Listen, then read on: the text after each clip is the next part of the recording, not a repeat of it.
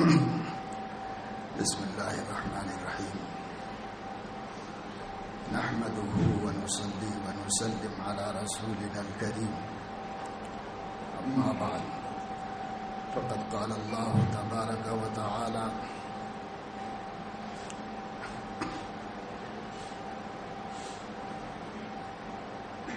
والذين إذا أنفقوا لم يسرفوا ولم يقتروا وكان بين ذلك قواما.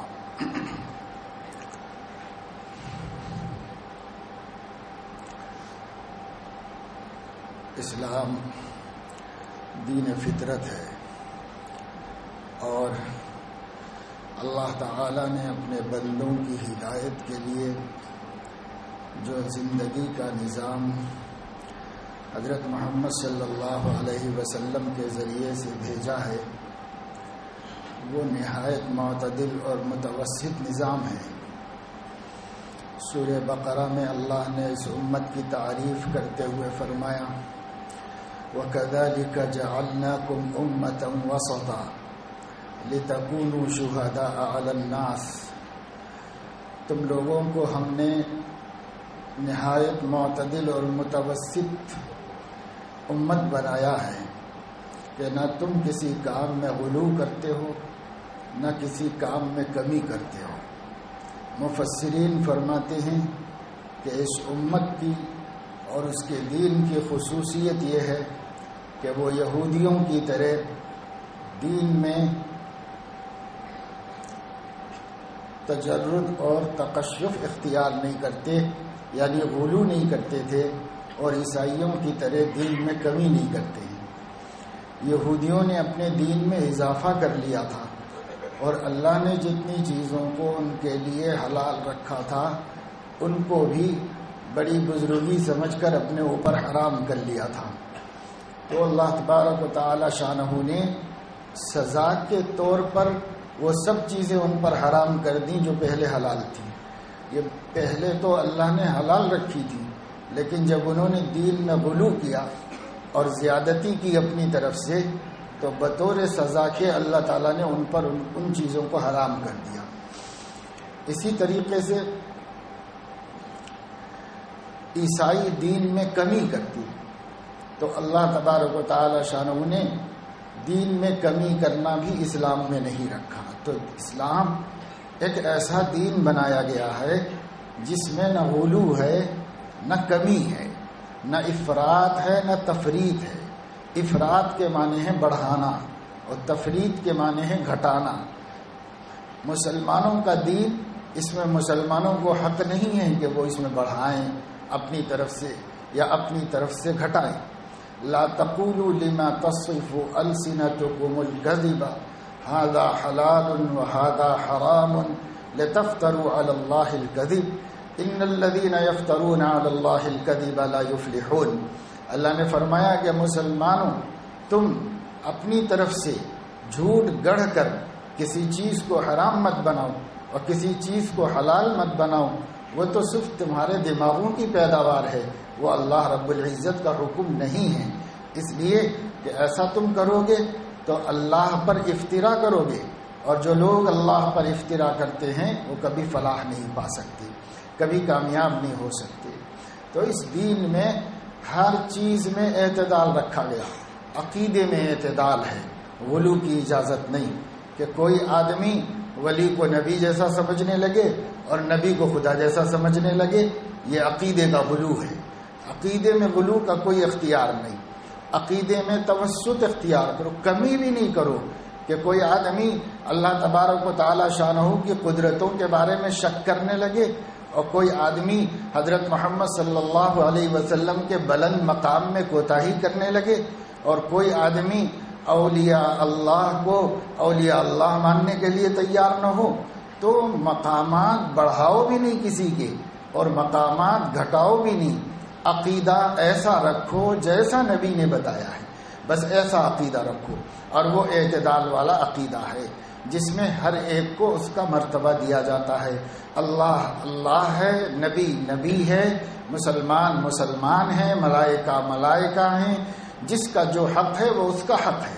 خالق کو خالق کا حق دو مخلوق کو مخلوق کا حق دو، مالک کو مالک سمجھو اور مملوک کو مملوک سمجھو، کسی مملوک کو مالک کے درجے پر مت پہنچاؤ، کسی کے بارے میں وہ خیالات مت رکھو جو اپنے رب کے بارے میں رکھنا چاہیے، اور جو رب کی عبادت کا طریقہ ہے، جو رب کا حق ہے، وہ کسی دوسرے بندے کو، اللہ کی مخلوق کو مت دو۔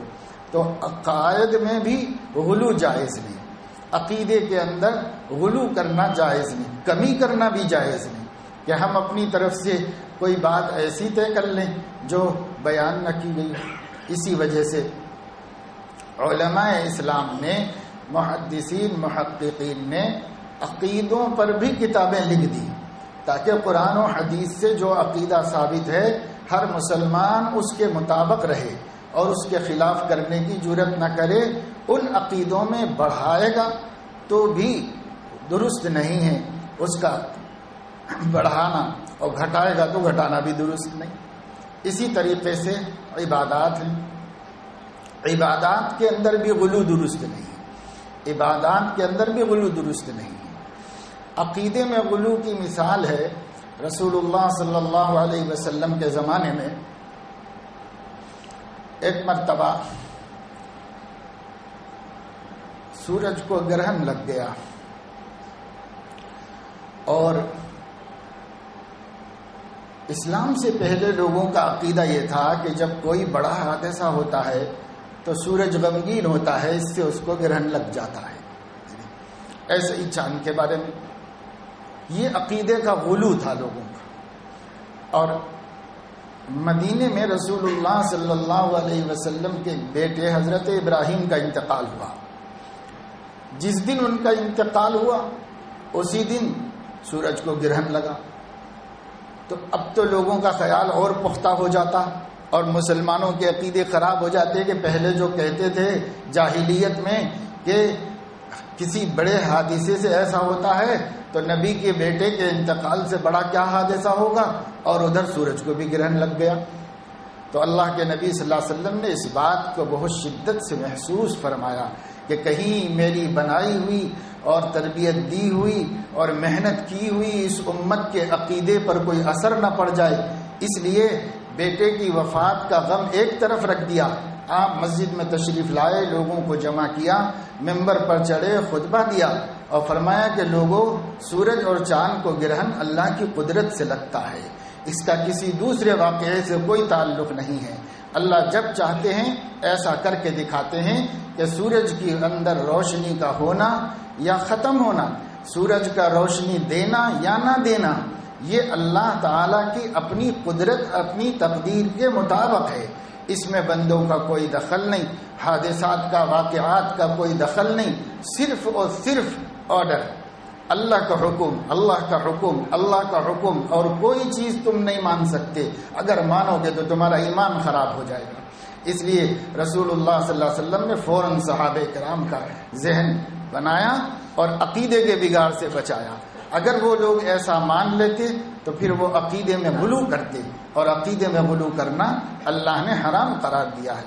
قرآن میں فرمایا گیا یہود و نصارہ کو خطاب کر کے، یا اہل الکتاب لا تغلوا فی دینکم ولا تقولوا علی اللہ الا الحق، اے اہل کتاب اپنے دین میں غلو مت کرو، حق بات کہو، جتنا اللہ رسول نے بتایا اس سے آگے کم مت کرو، اتنا ہی رکھو، یہی تمہارا کام ہے، اس سے زیادہ تمہارا کوئی کام نہیں۔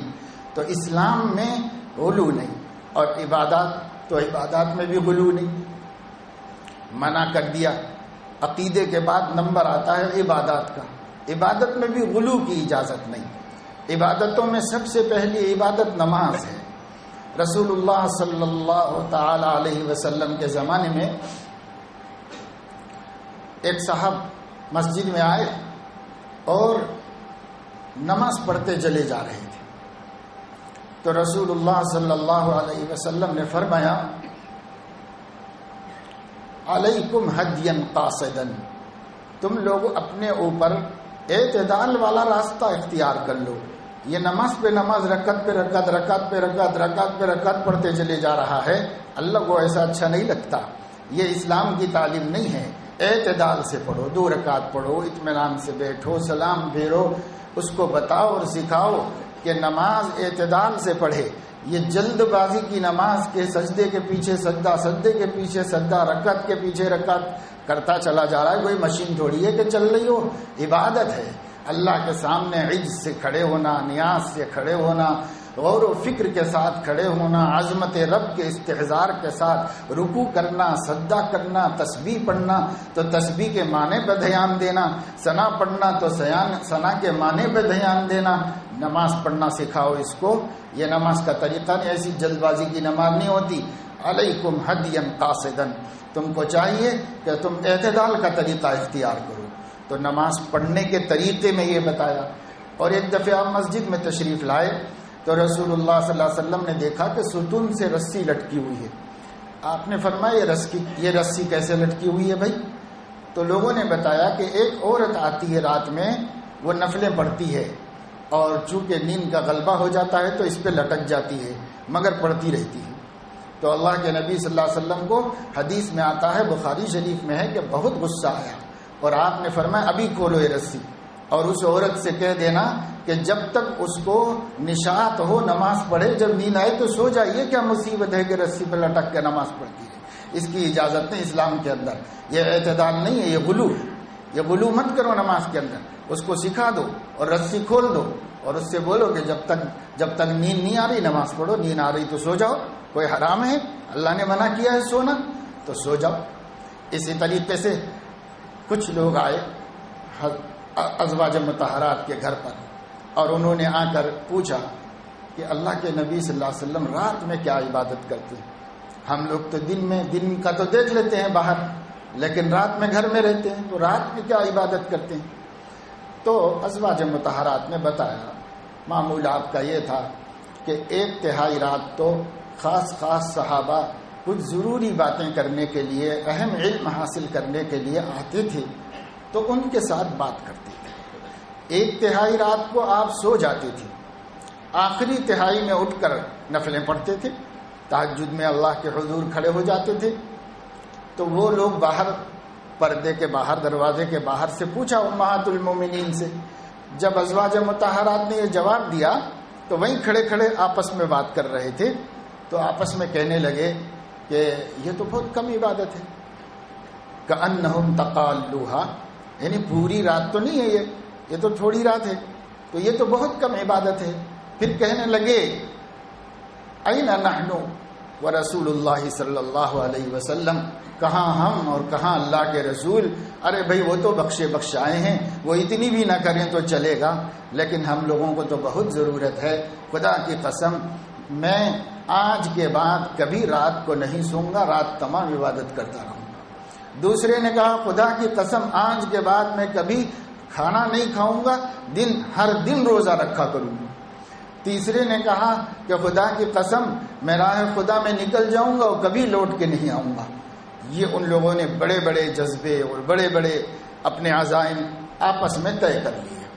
تو اللہ کے نبی صلی اللہ علیہ وسلم کو اس کی خبر ہوئی تو آپ نے صلی اللہ علیہ وسلم نے بلوایا. ان کو بلا کے پہلے تو پوچھا کیا آپ لوگوں نے ایسی ایسی باتیں کہی ہیں؟ تو سب نے کہا ہاں یا رسول اللہ، آپ کا تو مقام بہت اونچا ہے، ہم لوگ بہت محتاج ہیں، اس وجہ سے ہم لوگوں نے ایسا طے کر لیا اپنی بخشش کے واسطے، اپنی مغفرت کے واسطے. تو اللہ کے نبی صلی اللہ علیہ وسلم نے فرمایا کہ انی اخشاکم اللہ، انی اخشاکم اللہ، میں تم میں سب سے زیادہ اللہ سے ڈرنے والا ہوں، مجھ سے زیادہ کوئی اللہ سے ڈرنے والا نہیں ہے. پھر بھی میں گھر میں کھانا کھاتا ہوں، سوتا ہوں، آرام کرتا ہوں، بیویوں کا حق ادا کرتا ہوں، کھانا پینے کا انتظام کرتا ہوں، یہ سب میں کرتا ہوں. تو کیا تم لوگ مجھ سے بھی زیادہ متقی بن جاؤ گے؟ کیا مجھ سے بھی آگے اللہ کے پیارے بن جاؤ گے؟ خبردار، جو عمل میں کر رہا ہوں وہی تم بھی کرو. میں سوتا بھی ہوں، عبادت بھی کرتا ہوں، تم بھی سویا بھی کرو، عبادت بھی کیا کرو. میں کبھی روزہ بھی رکھتا ہوں، کبھی بے روزے دار بھی رہتا ہوں، تم لوگ بھی ایسا کرو. اور میں اللہ کے راستے میں ضرورت پڑتی ہے تو سب کچھ قربان کرتا ہوں، نہیں ضرورت پڑتی ہے تو اپنے گھر میں رہتا ہوں، بال بچوں کا حق ادا کرتا ہوں، تم لوگ بھی یہ کیا کرو. تو اللہ کے نبی صلی اللہ علیہ وسلم نے عبادت میں غلو کرنے سے صحابہ کو روک دیا۔ ایک صحابی آئے اور انہوں نے کہا یا رسول اللہ ہمیں اجازت دیجئے کہ ہم سال بھر روزہ رکھنا چاہتے ہیں۔ تو آپ نے فرمایا کہ نہیں اجازت ہے اس کی۔ تو انہوں نے کہا کہ یا رسول اللہ پھر ہمارا جی چاہتا ہے کہ ہم خوب روزے رکھیں، روزے تو صرف رمضان میں فرض ہیں۔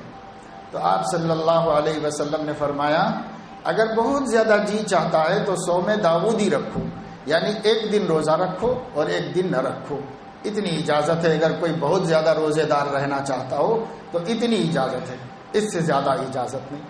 اسی طریقے سے حضرت عثمان ابن مظعون رضی اللہ تعالیٰ عنہ آپ کی خدمت میں حاضر ہوئے اور انہوں نے کہا یا رسول اللہ شہوت ہم کو بہت پریشان کرتی ہے اور اللہ کی عبادت میں بڑی کوتاہیاں ہوتی ہیں، اس وجہ سے آپ ہمیں اجازت دیجئے کہ ہم خصی ہو جائیں، جیسے بکرے کو خصی کر دیتے ہیں کہ پھر اس کی شہوت ختم ہو جاتی ہے، تو ہم خصی ہو جائیں، اس کی اجازت دیجئے۔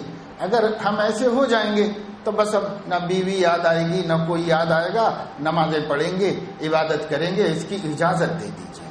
جذبات تھے صحابہ کرام میں بندگی کے، لیکن بغیر اجازت کوئی کام نہیں کرتے تھے۔ رسول اللہ صلی اللہ علیہ وسلم نے فرمایا بالکل اجازت نہیں دیتا میں اس کی، اگر تم کو ضرورت پڑے تو نکاح کرو، ضرورت پڑے تو 2 کرو، ضرورت پڑے تو 3 کرو۔ اللہ نے 4 تک اجازت دی، کائے کے واسطے دی ہے، خصی بنانے کے واسطے نہیں دی ہے، شہوت توڑانے کے واسطے نہیں دی ہے۔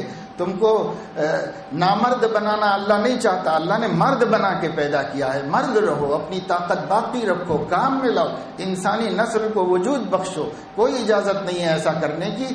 پچھلے زمانے کے لوگوں نے ایسا کرنے کی کوشش کی تھی، فما رعوها حق رعایتها، پھر وہ اس کا حق نہیں ادا کر سکے، اللہ کے مجرم بن گئے۔ تم ایسا نہیں کرو، تم ایسا کرو جیسے میں کرتا ہوں کہ میں نے شادی بھی کی ہے، میرے بچے بھی ہیں اور میں دین کا کام بھی کرتا ہوں، اللہ کا نبی بھی ہوں، عبادت بھی کرتا ہوں، تم بھی سب کرو۔ تم ایسا راستہ مت اختیار کرو، ایسا کرو گے تو یہ غلو ہوگا۔ یہ غلو کی اجازت اسلام کے اندر نہیں۔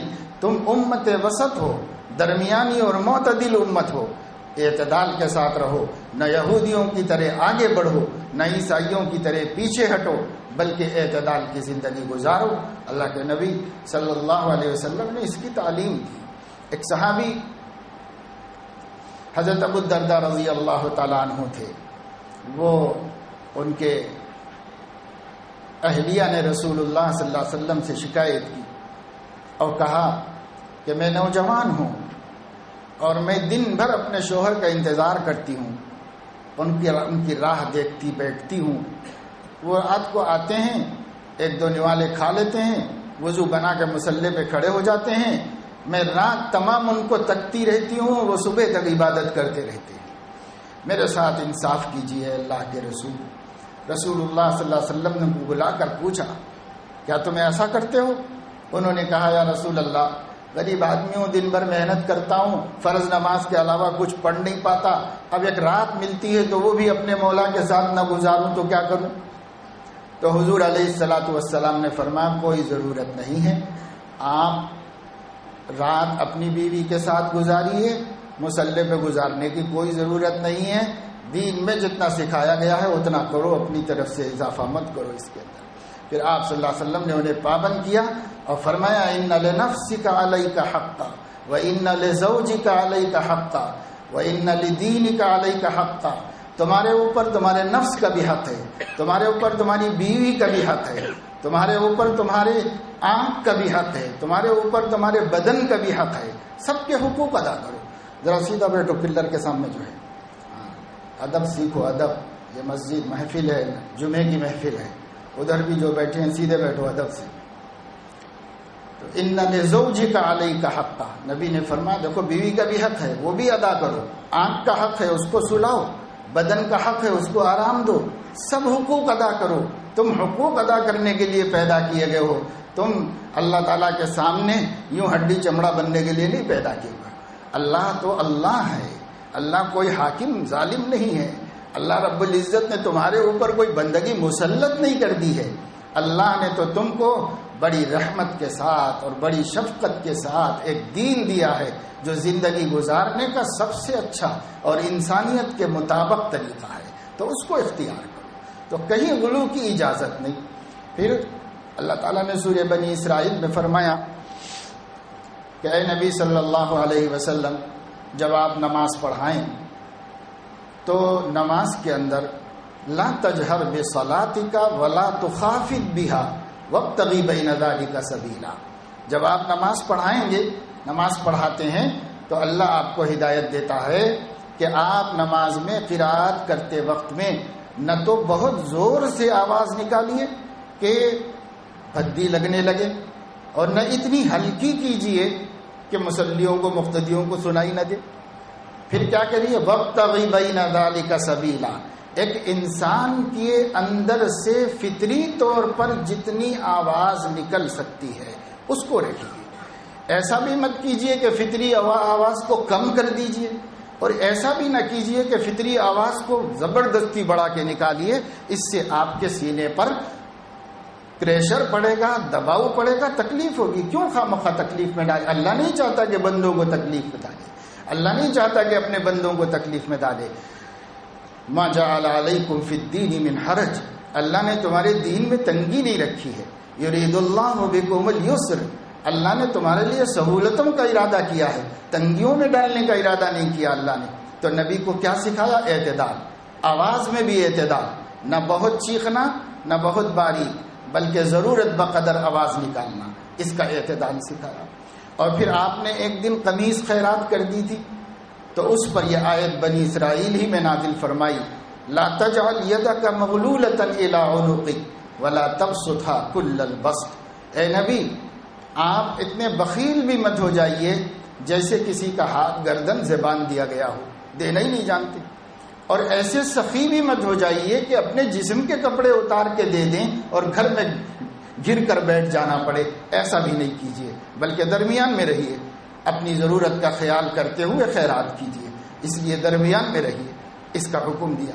اسی طریقے سے اللہ تبارک و تعالی شانہ نے اپنے نیک بندوں کا ذکر سورۃ الشعراء میں فرمایا، تو وہاں اللہ رب العزت نے سورہ فرقان کے آخر میں ارشاد فرمایا کہ والذین اذا انفقوا لم یسرفوا ولم یقتروا، اللہ کے نیک بندے جب خرچہ کرتے ہیں تو اسراف بھی نہیں کرتے، بخل بھی نہیں کرتے، بلکہ کان بین ذالک قواما، اسراف اور بخل کے بیچ میں رہتے ہیں، اعتدال، اس کے اندر بھی اعتدال سے رہتے ہیں۔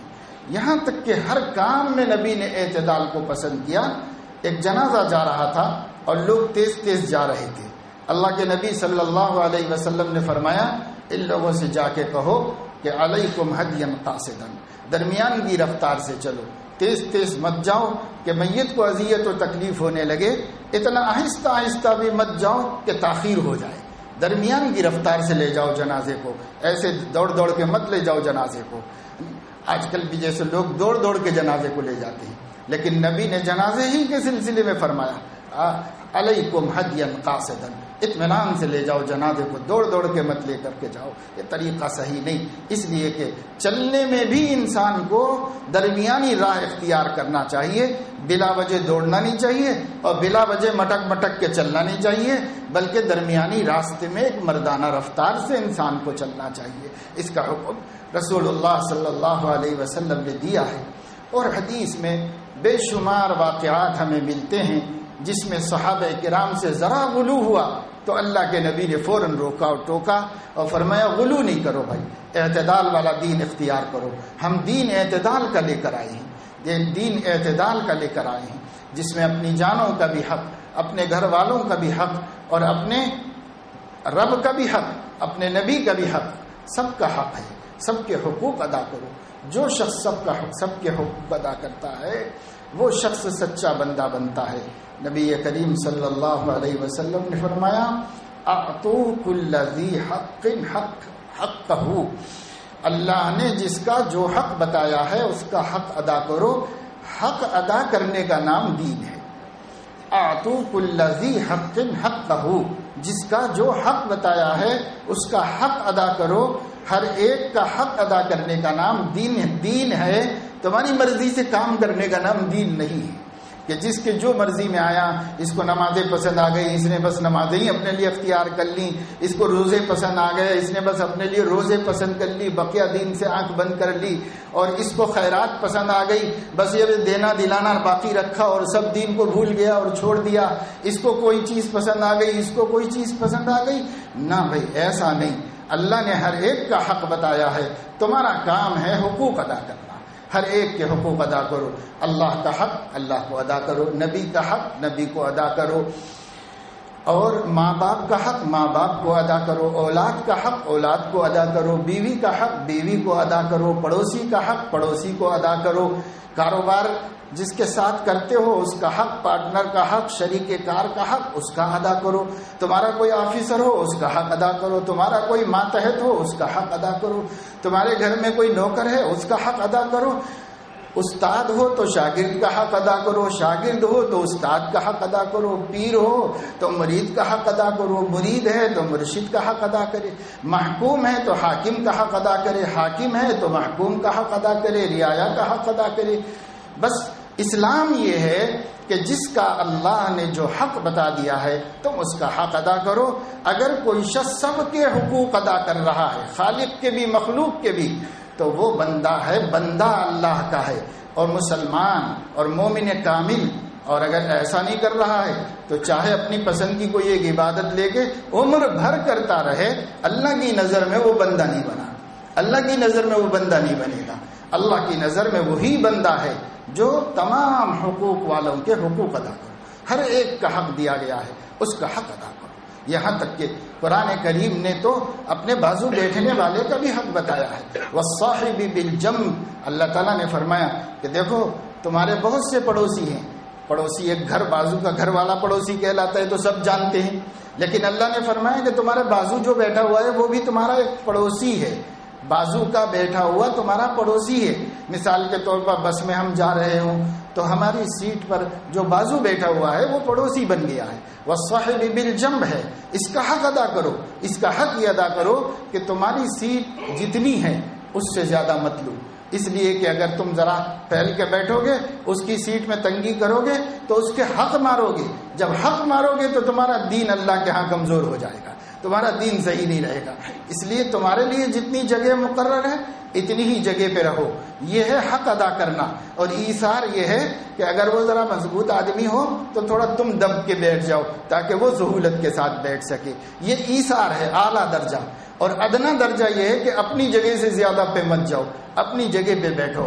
یہ پڑوسی کا حق ہے، چاہے وہ مسلمان ہو، چاہے غیر مسلم ہو، چاہے شرابی کبابی ہو، چاہے سود خار ہو، جواری ہو، اگر وہ تمہارے بازو بیٹھا ہوا ہے تو اس کے اعمال سے کوئی مطلب نہیں، اب وہ پڑوسی ہے، اس کا حق ادا کرنا تمہاری ذمہ داری ہے۔ اگر تم اس کا حق نہیں ادا کرو گے اللہ اس حق کو بھی قیامت میں پوچھے گا، اس حق کو بھی پوچھے گا۔ علماء نے، اصحاب تفسیر نے لکھا ہے اس آیت کی تفسیر میں کہ کم از کم اس بازو والے کا نام پوچھ لے، خیریت ہے، کہاں رہتے ہیں، سب ٹھیک ٹھاک ہے، اتنا تو پوچھو اس سے، یہ حق ہے بازو والے کا۔ اگر تم چپ چاپ بیٹھے اور دوسرے اسٹیج پہ اتر گئے اور بازو والے کا کوئی حق نہیں ادا کیا تو تم نے پڑوسی کا حق مارا جس کو پوچھا جائے گا قیامت کے دن، اللہ اس کا حساب لے گے۔ تو میرے عزیزو، دوستو، نوجوانوں، ہمارے اوپر اللہ نے حقوق رکھے ہیں۔ اب مسلمان کامل بننا چاہتے ہیں تو تمام لوگوں کے حقوق معلوم کرو کہ کس کا میرے اوپر کیا حق ہے، اور اس حق کو ادا کرنے کی فکر کرو۔ جو اس میں جیت گیا انشاءاللہ محشر میں کبھی رسوا نہیں ہوگا اور ضرور جنت میں جائے گا، بے حساب جنت میں جائے گا۔ اور اگر وہ اس میں نہیں جیت سکا تو اپنی نفلوں سے، اپنی تلاوتوں سے، اپنی خیراتوں سے ہرگز ہرگز اللہ کو راضی نہیں کر سکتا۔ اللہ کو راضی کرنے کا طریقہ سب سے پہلے اہل حقوق کے حقوق ادا کرنا ہے۔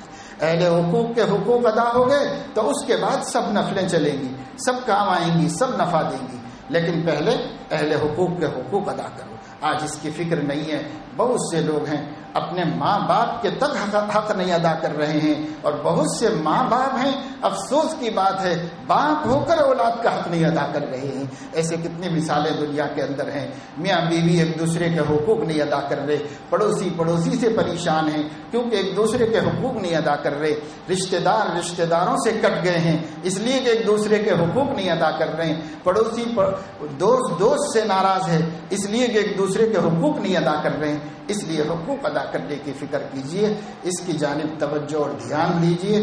یہ ہمارا دین ہے، دین کو نہیں سمجھیں گے تو غلطی میں مبتلا رہیں گے اور دھوکے میں زندگی پوری ہو جائے گی۔ اس لیے دین کو سمجھیے کہ دین ہے کیا، دین کی حقیقت کیا ہے، اس کی طرف دھیان اور توجہ دینا چاہیے اور اس کی فکر کرنا چاہیے۔